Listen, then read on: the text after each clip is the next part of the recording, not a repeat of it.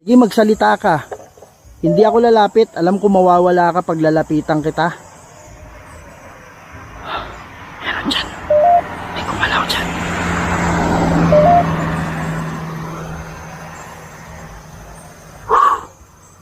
Yan mga idol, oh. Magsalita ka lang dito. Pwede mong piliin yung mga salita. Parang may sumisilip dyan.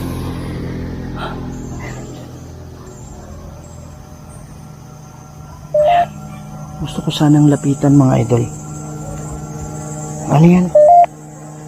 Car. Sabi niya car. Nasira. Sabi niya car, nasira. Isa ka ba sa namatay dito sa disgrasya? Mafia to. Danger, sabi niya. Wow, dito meron nakatayo isa.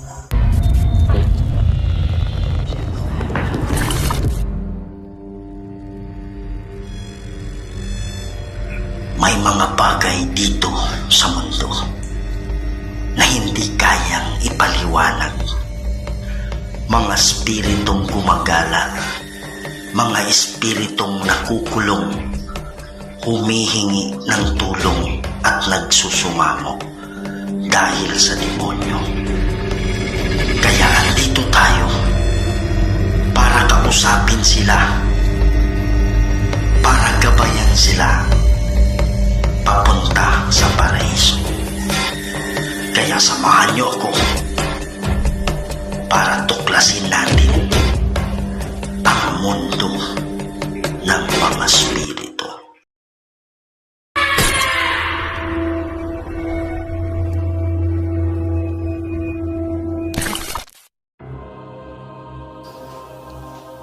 Ito ang matandang balete sa Carpenter Coronadal. Wala pa daw ang Hapon sa Pilipinas. Nandito na ang balete na yan.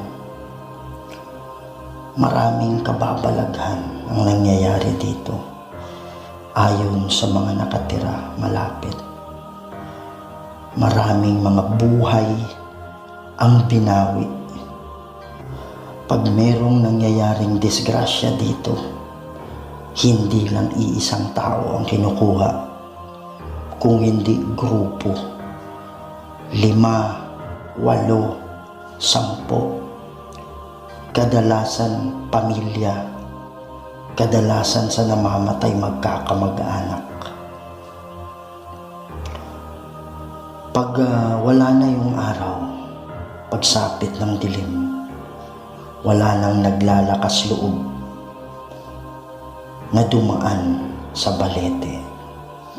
Marami ding nagsasabi na mayroong matanda at bata na umiiyak sa may balete. Ang karamihan sa nangyayaring disgrasya, ang sabi ng iba, meron daw nakaitim na biglang tumatawid sa daan kahit sa umaga, kahit tanghali nangyayari. Biglang dumadaan, kaya yun yung dahilan ng maraming disgrasya dito sa matandang balete. At sabi ng iba, meron ding kulot ang buhok na nakaitim na minsan nagpapakita sa balete. So yun yung mission natin ngayong gabi. Babalikan natin ang balete na ito. At yun ang ginagawa ni Kuya Red. Tinutulungan natin yung mga spirito. Baka ito yung mga spirito na nakakulong na dito dahil sa Diablo. Yan ang gawain ng Diablo, kumulong ng mga spirito. Kaya mamaya, babalikan natin itong balete na ito at nagbabaka sakali na ating mapatawid at matulungan ang mga spirito na gumagambala sa mga tao, mga spirito na naninirahan dito. Kaya samahan niyo ako at tuklasin natin ang mundo ng kababalagan. Yan mga idol, ito na naman po ang inyong lingkod, si Kuya Red. Yan po mga idol, so bumalik tayo dito sa may Balete, kung saan nagaganap yung maraming disgrasyang namamatay. Okay, so dati mga ano siguro yun, mga December or January, galing na tayo dito. Okay, ang title sa Balete. Ito yung ano, ito yung title pala sa itaas, okay? So pag merong nadidisgrasya dito, talagang ano, wow, may footstep. May footstep dito mga idol. Meron dito. So time right now is already almost 12 midnight. Mag-alas 12 na ng gabi. Pasensya na sa ingay ng ano, yung mga sasakyan. Okay, nung pumunta kasi tayo dito, pangit, sobrang pangit ng camera natin. So kagaya naman ngayon mga idol, wag nating masyadong lakasan yung flashlight. Kasi pag masyadong malakas, yun yung reason na hindi sila nagpapakita. So tama lang, timing lang, okay? So panoorin nyo isang video ko para mas lalo nyong maintindihan. Dati nung pumunta ako dito, talagang walang kailaw-ilaw, talagang pitch dark ito. Talagang zero dark talaga, ang umiilaw lang itong mga ano, itong mga nasa kalsada lang. Pero yan, wala pa yan, yung nasa poste, wala pa yan dati. Kaya sobrang dilim nun. Tapos kung maalala nyo, dito, akala ko mayroong nahulog na ano, akala ko may kahoy na nahulog at tinamaan yung braso ko. Pag tingin ko, wala namang kahoy na nahulog. So, ginanon ako. Okay? So, yun. Bago ako dumating dito, nung dumating na ako dito mga idol, nagpaalam na ako kagad sa kanila.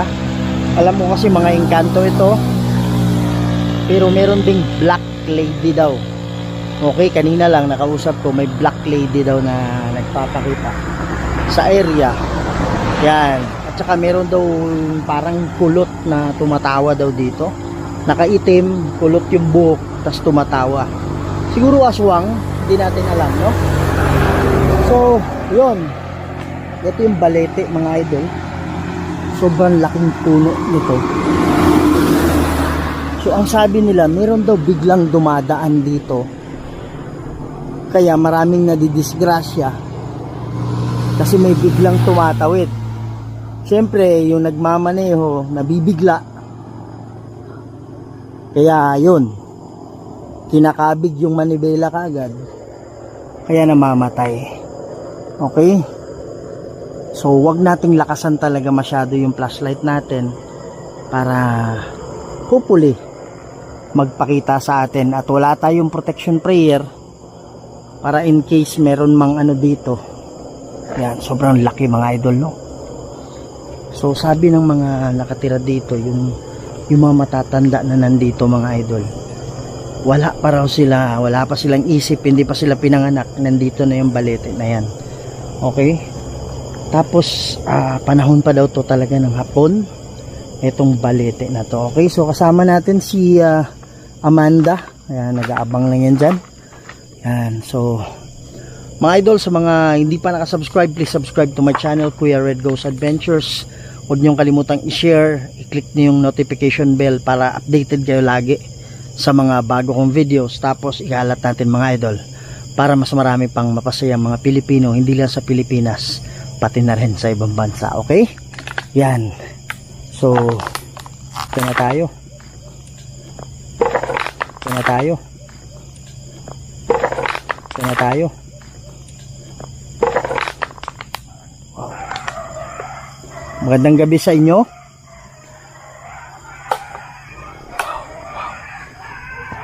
Tapakan ko. Ay, nag-react yung mga aso mga idol. Meron ako nakita dito. Nung pumunta ako, may nakikita ako dyan tumatayo. Meron din nakatayo dyan. Yan. So, hopefully magpakita sila sa atin. Yan, paalam tayo ulit ha. Nagpaalam na ako kanina, pero uulitin natin.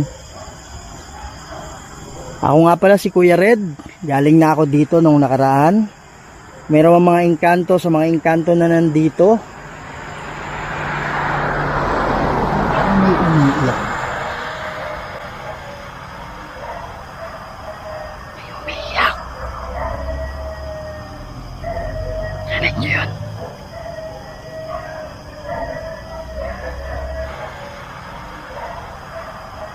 May umiiyak. Narinig niyo yun? Malakas yung mic ng camera. Alam ko naririnig yung umiiyak. Ayan o. Parang banda dito yung umiiyak mga idol. Napapansin niyo yung mga dumadaan na nakakaalam nitong balete na to. Talagang bumubusina sila. Andito ako para bisitahin lang kayo. Hindi ako nandito para palisin kayo kagaya ng dati. Hindi nyo ako kalaban.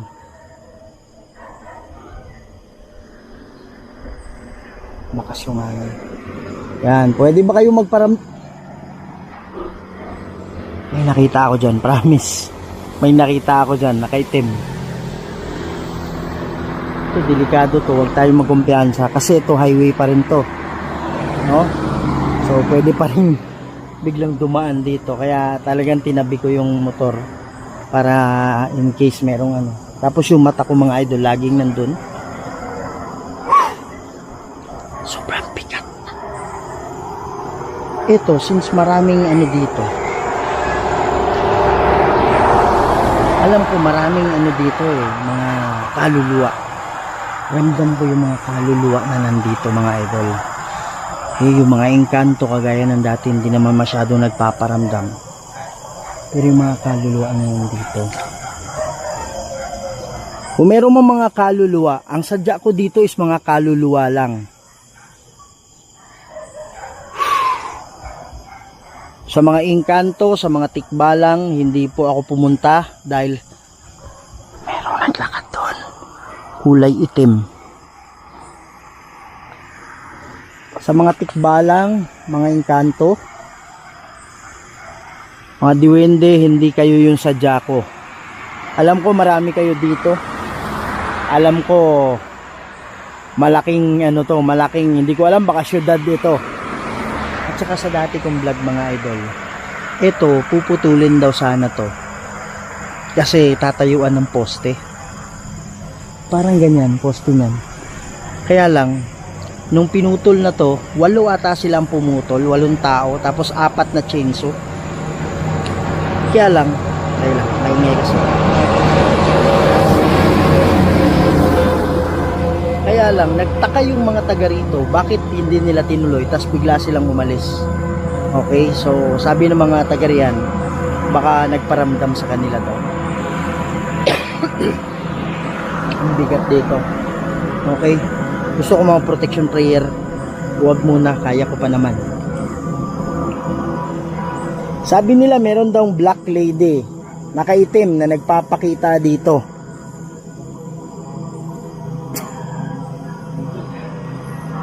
Pwede ba tayong mag-usap? Mga idol, i-on ko lang yung ano natin. Itong... Pwede kang lumapit sa akin, pwede kang magsalita dito sa dala-dala ko. Mga idol, bubuksan lang natin. Kaibigan ako. Andito ako para tulungan kayo. Kung kayo man ay mga kaluluwa sa mga engkanto mga idol, hindi natin hawak kasi yung ano nila, kaligtasan nila. Nag-aantay na lang yan ng paghuhukom. Pero pwede pa rin madagdagan yung kasalanan nila. Yan. So sa hindi pa nakakaalam nito, dito, sabi niya dito. Sa hindi pa nakakaalam nito, ito po ay ghost EMF and ghost detector. So nakaka-detect din ito ng mga engkanto, kaluluwa. Kasi yun po ay mga spirito. Pag yung spirito gusto magparamdam sa'yo, hihila ng energy yan. Minsan nalilowbat yung camera, yung flashlight, yung cellphone. Tapos habang nag-ano sila ng energy, nakaka-build sila ng electromagnetic field. Ito yung green na yan. So habang umaakyat yan, ibig sabihin, tumataas yung electromagnetic field. Baka pinapagligiran ka na ng kaluluwa. So pwedeng maging yellow yan hanggang papunta sa pula. So pag pula, grabe na yan. Talagang iniikutan ka na. Okay, mga 3 beses nang nangyari yan sa ano ko. Okay, ano yan? Nasaan ba tayo? Yan. So meron ako naririnig dito. Sabi niya, nasaan ba tayo? Kayo ba ay kaluluwa? May kumukulang ba sa inyong diablo dito? Sige, mag-usap tayo. Yan. Makipaglaro ka sa akin. Sino ba yung kausap ko? Makipaglaro ka sa akin. Ikaw ba ay demonyo? O ikaw ba ay engkanto? O tikbalang? Idol, meron po po. Ayan o. Ayan. So huwag natin gagalawin yan. Baka ano nila yan. Baka alaga nila. Sige po, magsalita kayo. Wow, kayo na. Lakas ng hangin. Sige po, magsalita po kayo. Bakit basa yung nandun? Pwede kayo makipag-usap sa akin. Ano ba yung dahilan? Bakit may nagpapakita dito? Meron bang kaluluwa na nakukulong? Sige po. Usap tayo. Yan mga idol.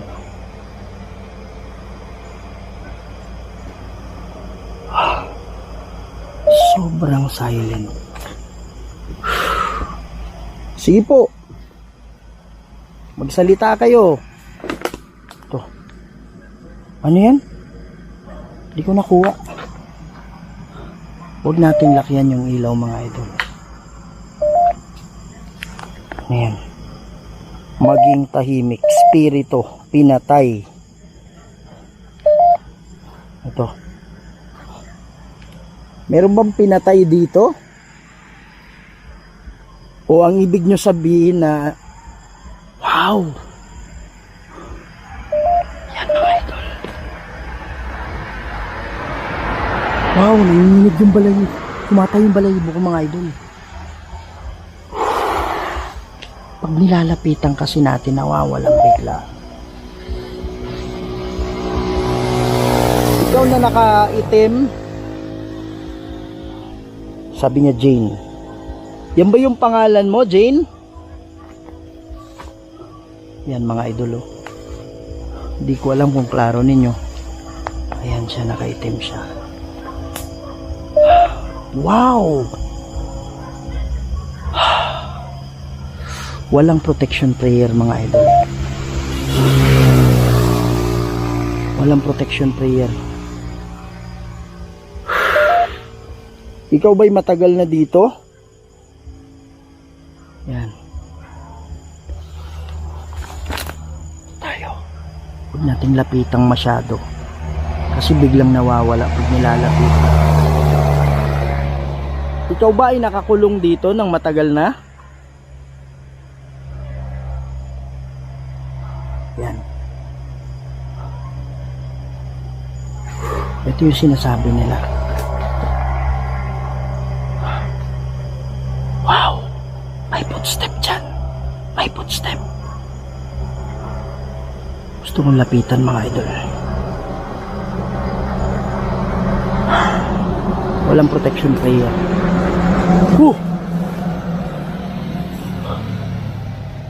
Meron nakatayo dito. Meron nakatayo dyan. Dyan sa gilid mga idol. Lalapitan natin. Pag-a-atake ito. Pag-a-atake ito. Protection prayer tayo.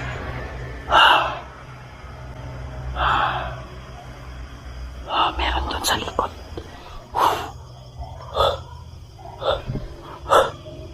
Wow!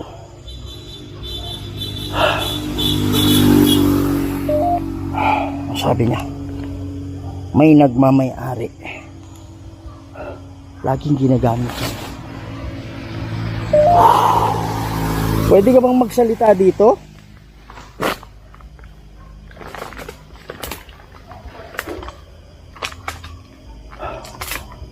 Dito siya nakatayo. Dito siya nakatayo, mga idol. Andito ako para tulungan ka.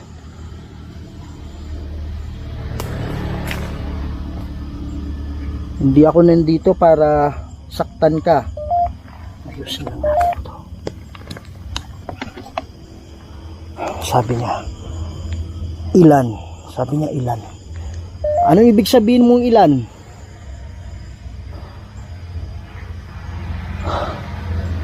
Meron doon sa ano?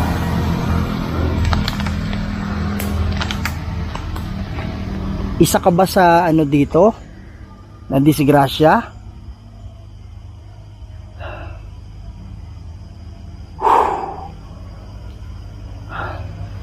Dito sa mga ito. Dito yung banda. Huwag kang matakot. Hindi ako natatakot sa'yo. Dito kasi ako para tulungan ka.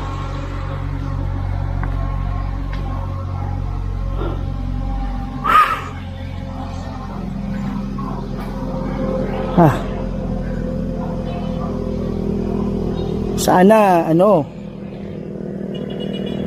di ko alam kung lalapitan kita.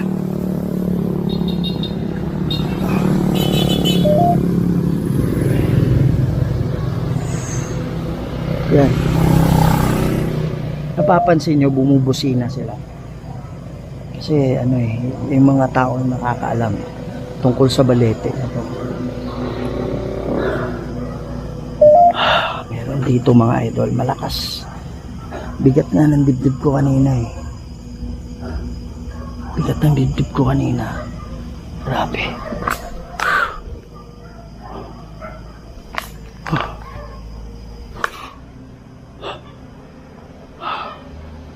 Dito, mayroong kanina dyan. Mayroong kanina dito.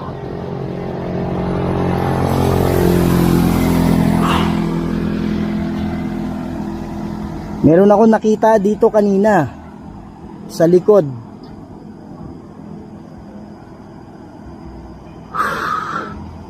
Walang protection prayer. Walang protection prayer mga idol ha. Meron nakatayo dito kanina. Habang nasa likod, ang sabi, mag-ingat ka, sabi niya. Maraming salamat sa paalala. Ikaw ba yung engkanto na nagsasabing mag-ingat ka? Sakit dito. Walang protection prayer. Kaya pa naman. Kaya pa naman. Sige, magsalita ka lang. Sige, magsalita ka lang. Sige, magsalita ka lang. Yan, umakyat mga idol.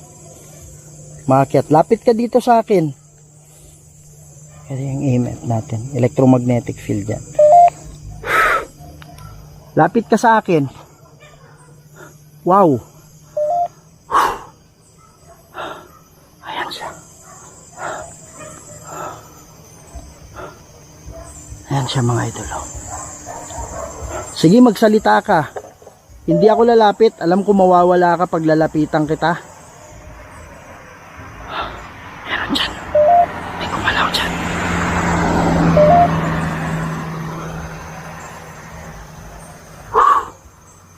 Yan mga idol. Magsalita ka lang dito. Pwede mong piliin yung mga salita. Parang may sumisilip dyan.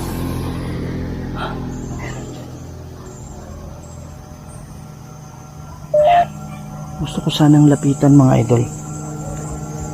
Ano yan? Car. Sabi niya car. Nasira. Sabi niya car, nasira. Isa ka ba sa namatay dito sa disgrasya?